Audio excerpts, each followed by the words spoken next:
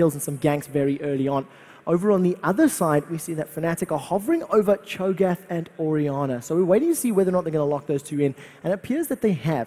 We've seen Cyanide using Cho'Gath yesterday. As we pointed out, it's not a champion that he's sort of famous for. You know, he's known for playing other champions, but he put a very good show on. He landed the Feral Screams and the Ruptures when he needed to. And, you know, in conjunction, you've got so much CC from these 3 champions alone. And it's a scary start to the game already. Kester's hovering over that high mid again, but going back to the Fnatic lineup with that just Orianna and Zyra combo as a pairing, once you land that ball in amongst what is the Sjömän lineup, Zyra's going to put her ult down. They're all going to start to split and try and get out of that knockup. Orianna's going to pop her ult, doing a massive amount of damage and bring them all back in towards the middle of this knockup. They're definitely going to get hit by it again. Then probably a follow-up Rupture from Cho'Gath as well. And without the rest of their lineup, that's a lot of damage and a lot of CC already put down on the 4 or 5 members of the 7C6 Sjömän. So they're hovering over. They had been sitting on Heimerdinger for a little while, but obviously it was a troll. Decided to swap it out, and what we do see now is a Nunu being locked in. So this immediately makes me question a little bit. Is this going to be a Lee Sin middle, Lee Sin jungle, Nunu support? Nunu Ezreal support, it has been done. We have seen it before. It's not necessarily the absolute best of synergies, but it can work. And the only reason I'm asking that is just how powerful Nunu is in the jungle right now. We haven't actually seen more than 1 or 2 players actually playing him in the jungle this event thus far, but it is a very disruptive champion and incredibly, incredibly powerful on this patch. Yeah, we saw amazing play once or twice. We saw some strong counter jungling coming from that. He can still run in the top lane too. He's a very safe but boring top laner. He does very well to just shut down your opponent while you're up there. Nothing much more, but he can shut that down. If Fnatic picks someone else that's like hardcore that you need to shut down, that would make sense. But they have gone with a Malphite. So I don't think that's going to be the case. More than likely, it's going to be switched on support. Jayce's already got it. He's got that exhaust. He'll just sit there and settle with that. Kotanix does like to play very aggressive junglers. We saw him play Olaf in the first few games today. Now, picking up that Lee Sin, it will give him that early game pressure, allow him to roam around the map. We've already seen what people like Diamond Prox can do with Lee Sin, just flying all over the map with an amazing amount of mobility. And if they do combo that with Ahri, their early game roaming is going to be very, very scary for Fnatic. Yeah, so true. We're going to wait for this to be locked in. There is 25 seconds left on the clock before we know for certain if it is going to be Ahri versus Orianna. It's a fairly safe matchup. She's got the mobility. She's going to be able to use that Spirit Rush and just be dashing around 1, 2, 3 times, just getting out of range of that command attack and command dissonance, and keeping as much distance between herself and Orianna as possible. That's going to prevent her getting blown up. In addition, if Orianna does get close, just land a charm. You know, one single skill shot, it immediately counters the rest of the combination. And we do have the champions locked in. So 1 minute left on the clock. Malphite in the top lane, so as he's going to be facing off against Irelia, being played by Jayce. In the middle lane, it's going to be Xpeke playing against Sebastian, who is going to be on Ahri, and of course Peke on Orianna. Our bottom lanes, Corki and Zyra, facing off against Ezreal, Nunu, and in the jungle, Cho versus Lee. Interesting. Rickles he's currently sitting, he's got 15 seconds to change it, but he's currently sitting on a cleanse. Yes, you can cleanse the charm. You can cleanse a slow from Nunu. That's about all he's going to have to worry about. Maybe a stun from Irelia later on in the game once she starts to get down. So she's not going to be too much of an issue for him during the lane phase or maybe in too many ganks, unless they do any kind of switches, but I wouldn't Keep in mind, it also removes the ignite as well. So remember this, you know, and this is now coming from a player who plays a lot of Vayne, who needs that cleanse to stay alive, and that's when the focus changes. And in the very last second, it does go to summon a heal. So we have 10 seconds left on the clock, ladies and gentlemen. I want you to put your hands in the air, clap, and cheer in for the semi-final of the Dreamhack League of Legends Championships! Apparently Linda is very jelly, very, very jelly indeed. This is an awesome, awesome crowd. This is the first semi-final. This is the first set of 3, and we have 3 more sets of 3. You know, well, 3 in total, rather. Yeah, 2 semis in the grand final. We have the potential of 9 more games to come. And as we get the updates, we will let you know how the tiebreak situation in Group B is shaping up. Of course, we've still got Copenhagen Wolves got to play Curse. We've still got Mighty Midgets got to play Copenhagen Wolves. So as we get those results, we will let you know. But with the load screen almost done here, we have to get through and, of course, go over your skin war. It's a tight one, but it's got to be the 7C6. Yeah, you can't give a single skin. Gentleman Cho'Gath is cool and all, but it's the only skin on the Fnatic roster. So we're going to look at the rest of them. The game is loaded up very, very shortly. We're going to be jumping into this one.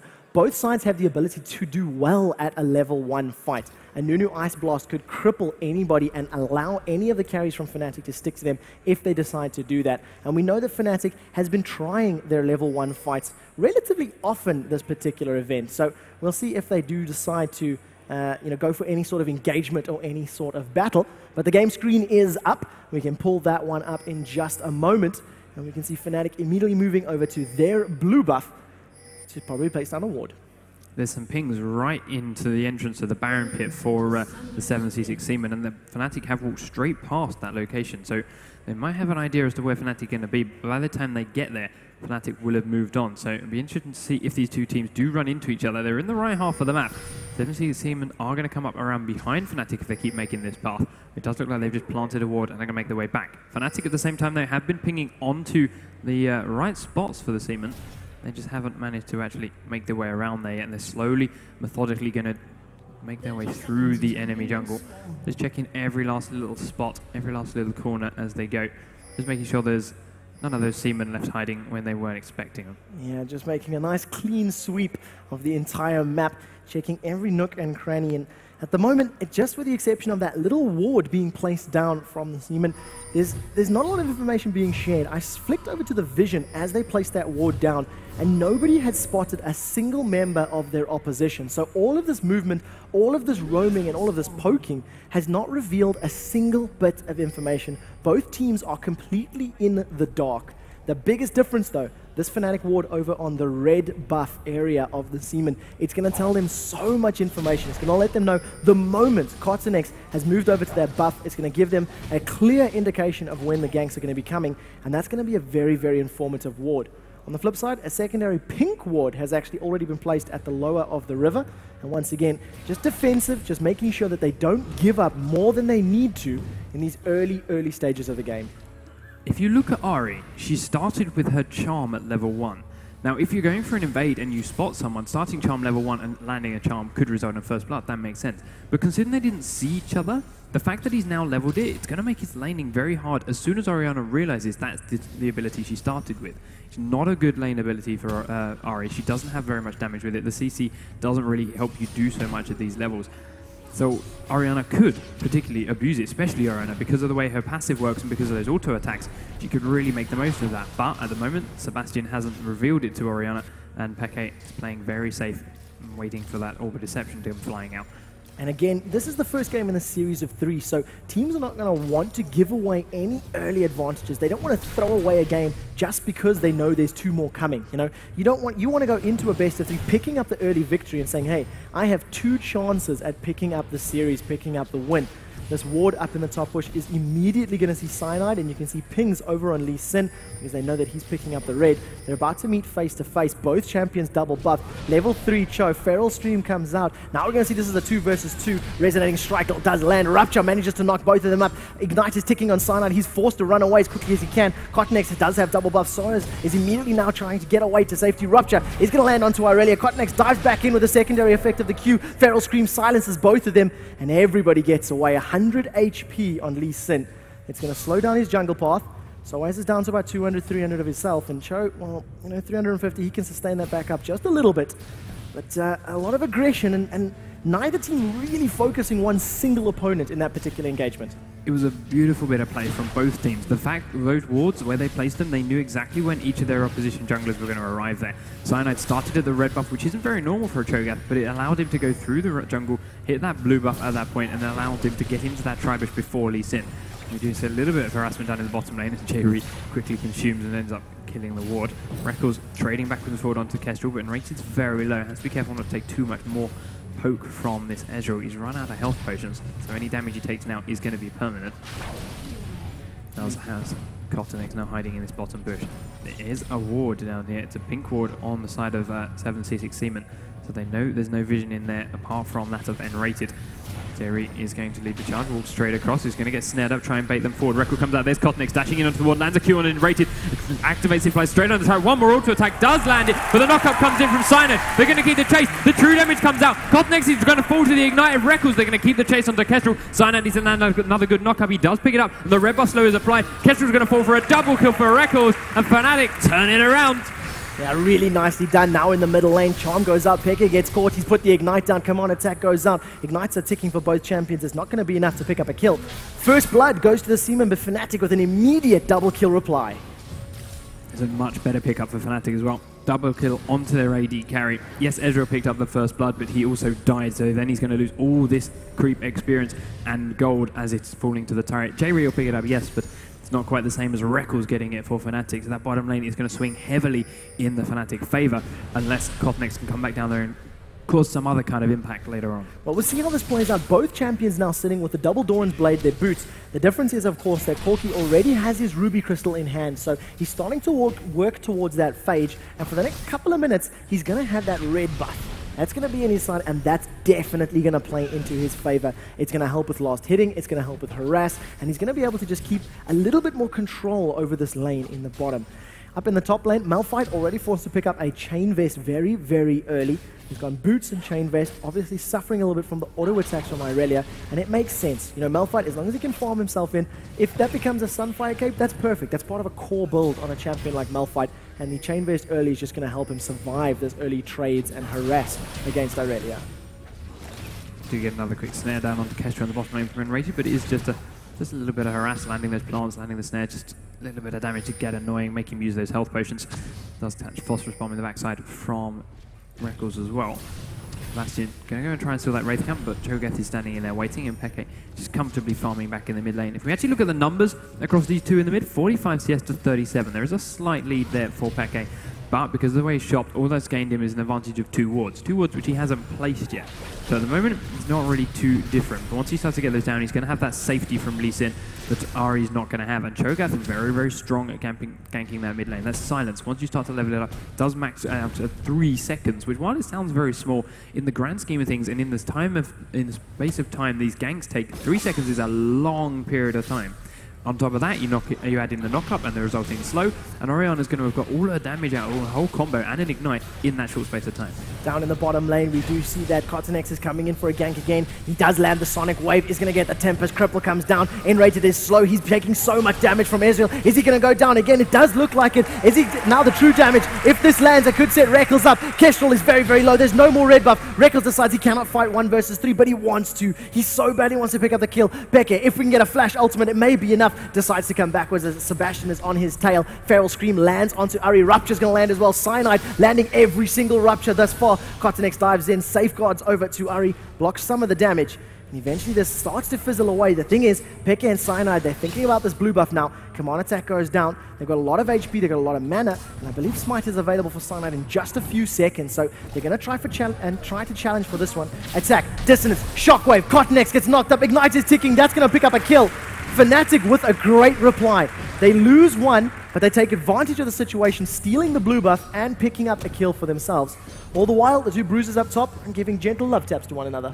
Yep, so it's starting to outtrade Zhao. There's a big wave of creeps there. Zhao, yes, he's going to have that true damage. He can auto-attack through so is his armor.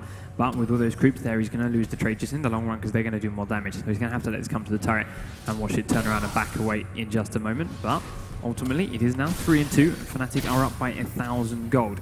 There is still that early strength of Lee Sin. He's not quite fallen off yet. Kotnex can still do something, but 0-2, and all he has is the Madra's Razors. Part of his Wriggles Lantern not quite finished yet, so he needs to get some farm on. He's only got 28 CS to the 39 of Cho, and with those Moby Boots, with that Heart of Gold, Cyanide's going to start looking to get his Oracles soon.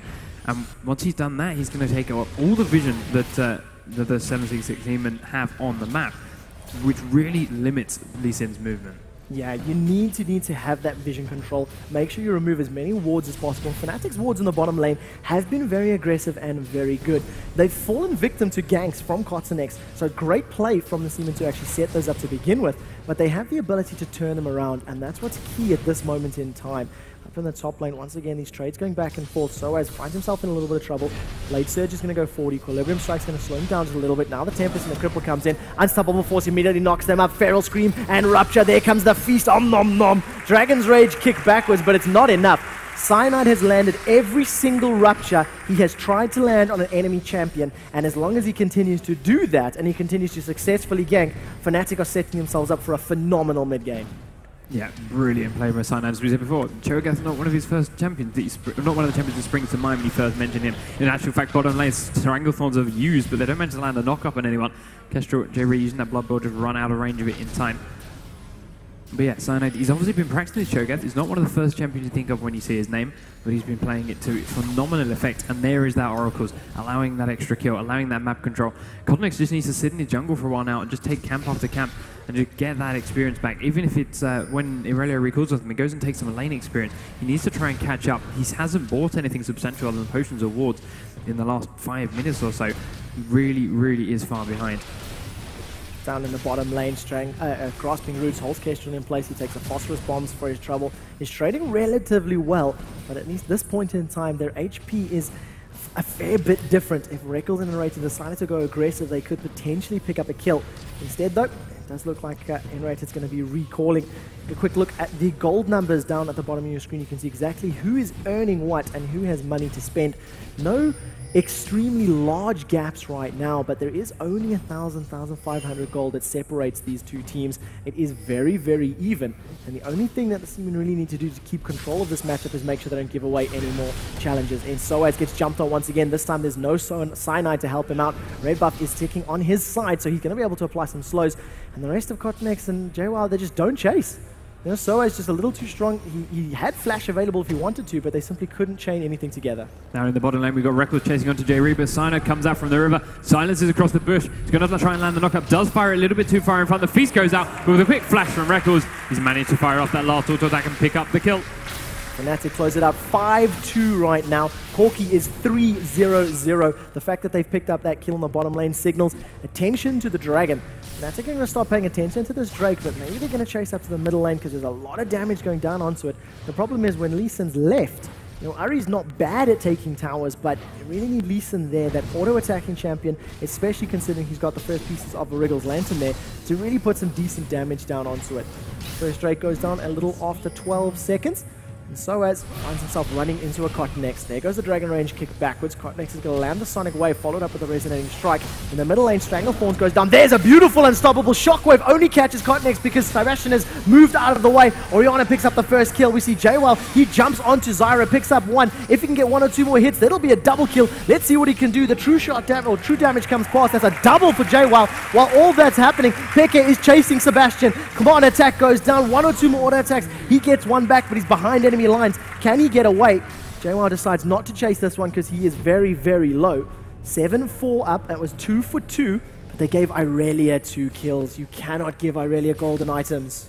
Yeah, the saving grace you have here at the moment, if you're Fnatic, the rest of the 76 sellers are a long way behind, so she's not going to have that backup. Yes, she's going to be strong. She's going to dive straight into the back of your team. She's going to start doing work onto Reckles, but you can afford to switch onto her, focus her, kill her, and then go back to the rest of the team because they don't have, and they won't be doing any damage here at the moment. So the rest of the CC sellers do need to catch up before they can really worry about Irelia being strong. But if you keep giving her kills, she's going to be able to help get them strong by roaming around, by controlling fights around the Dragon when that starts to respawn. Yeah, so true. Irelia, a champion that does so well in those small skirmishes and those small engagements, and even better in the big team fights.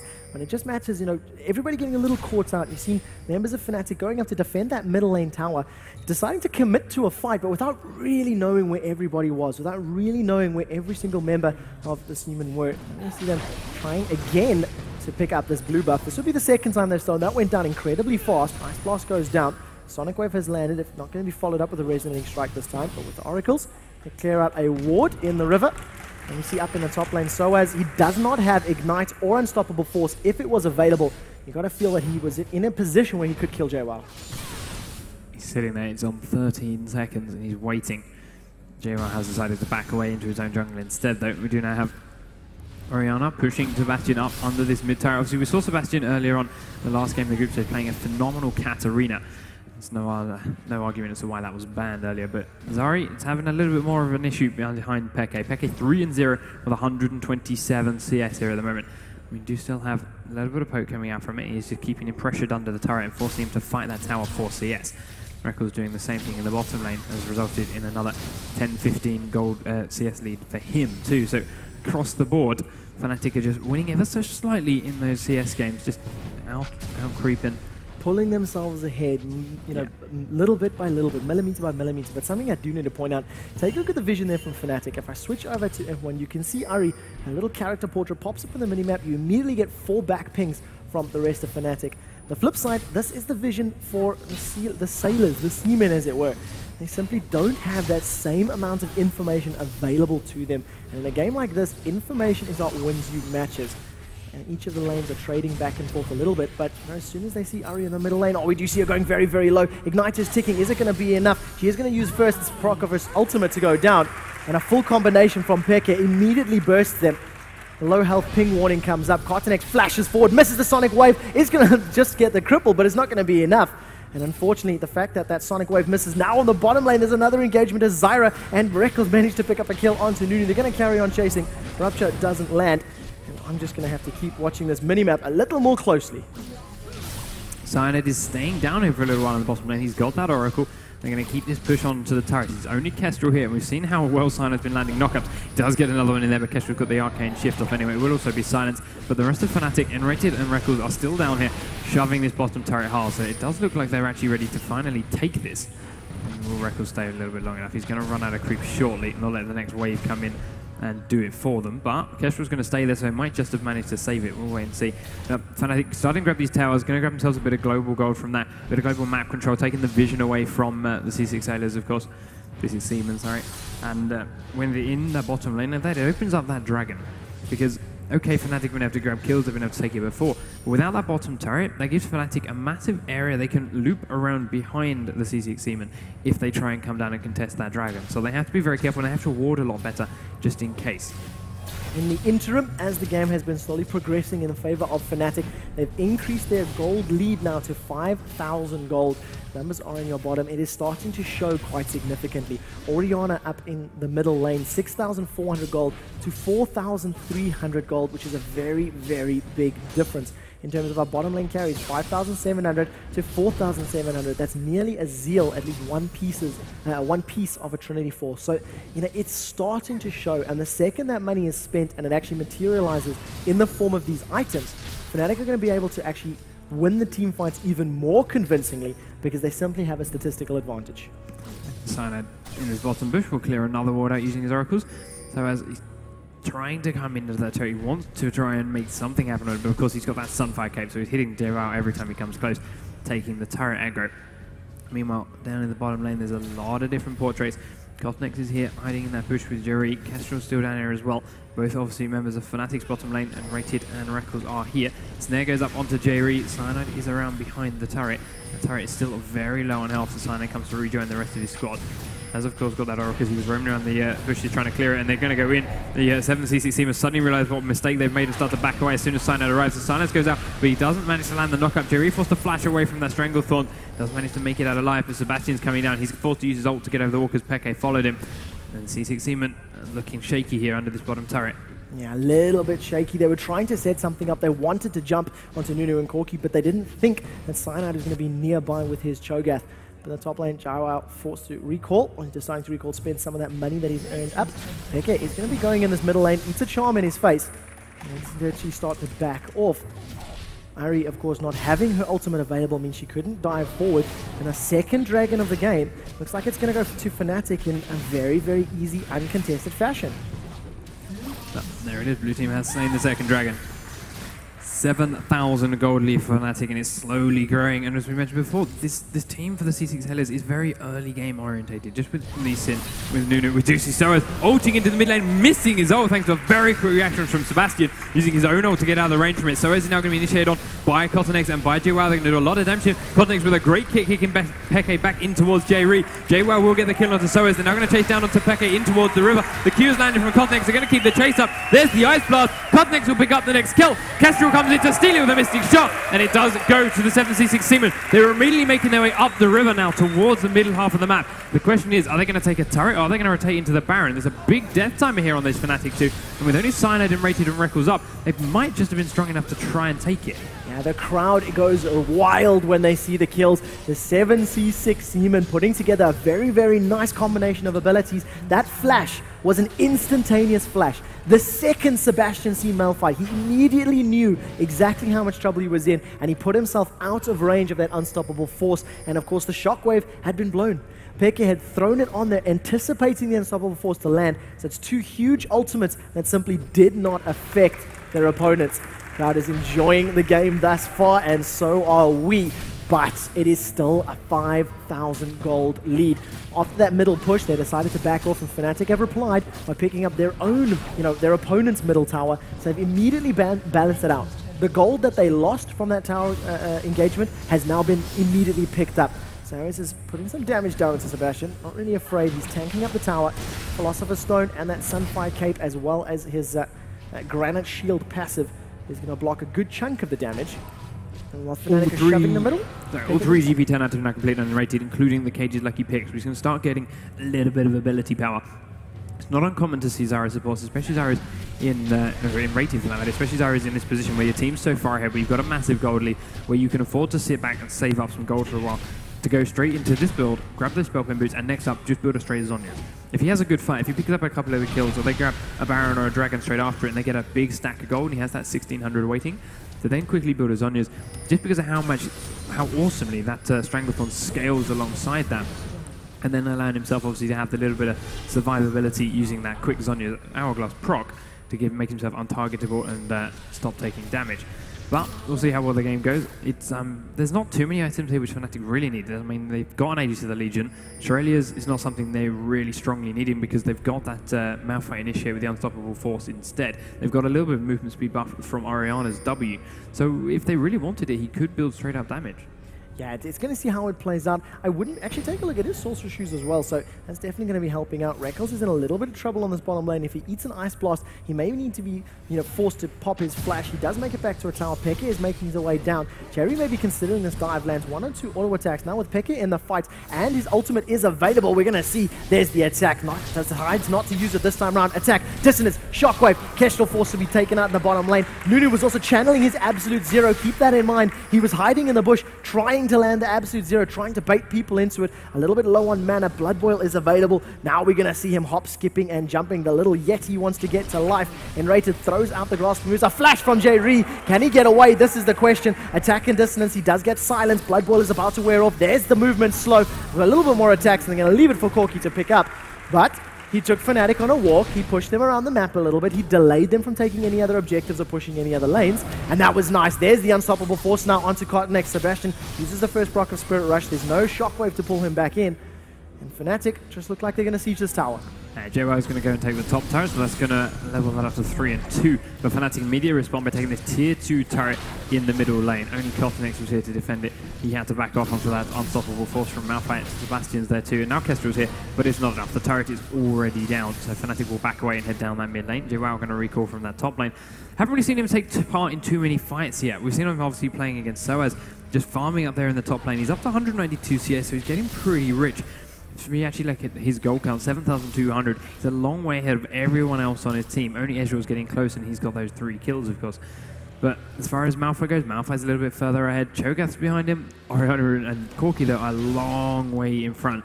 So, yeah, he needs to get involved in these fights, but he's not quite strong enough yet. He wants to finish this Trinity Force. He's got a Wit's End.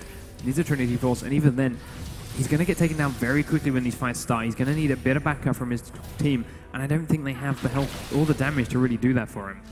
Zhonya's Hourglass has been picked up by Peke now, and that's going to help him out. As you mentioned, the health and the damage, the ability to take out members of Fnatic becomes exponentially harder when they have items like a Zhonya's Hourglass.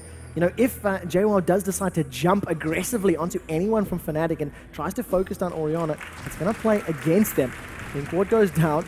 This one does get 1 or 2 auto attacks. Command attack comes out from Orianna. They're going to be a little careful because Soaz is not in the party right now. He's all the way up in the top lane, making sure that gets shoved down. Rekkles is going to pick up most of this farm in the bottom lane. You know what? We were questioning. Oh, take a look at this. The Stranglethorns goes down. Doesn't manage to knock anybody up. Reckles is sticking onto Kestrel. We're going to stick with that one really quickly as he goes down. Now we see Jayce. He's going to be dropped from the Ignite. This is 3 members of Fnatic chasing. So Jayce is going to get in range. Stranglethorns comes up. Jayce with a very nice Blade Surge over the wall. He's going to get to safety. Cottonex and Sebastian are running for their lives. Can they get away from the monster gentleman Cho'Gath? Have your tea. Nom nom nom. Good sir. Unstoppable Force throws Jayce into the air. Glowing blue. The dissonance is going to slow him ticking away on the Ignite. HP is going to be enough to survive the Ignite, but Reckles is going to be there. Red buff. Valkyrie auto attack. This has to be a Baron for Fnatic, and that was a great fight. That was a beautiful play, just sitting there with that ball waiting in the bush for them to walk in, initiated with a shockwaves. Not often you see that straight as the first spell, and then of course slowing them or chasing them out of their jungle. It was just a little bit of experience showing through for Fnatic. They've been playing like this as a team for a long time now. They know what they're doing, they're communicating, they're playing very well as a squad.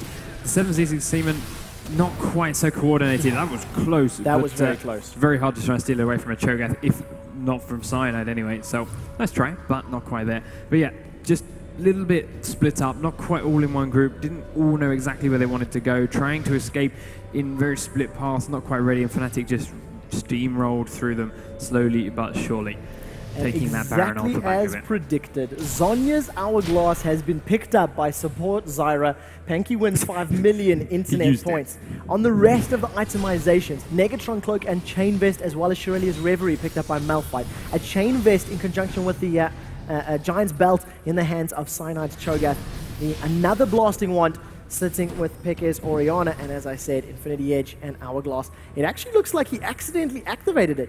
The cooldown has been blown, so Enrated popped as soon as he got off the fountain, he was trying to drag it from the 6th spot to the 3rd spot, and because he's a massive scrub, he activated it and stood there for a couple of seconds. So there we go. You've heard it, ladies and gentlemen. Panky is calling Enrated the massive scrub. I like it, but he has blown his Hourglass cooldown, so that's not going to be available for a while.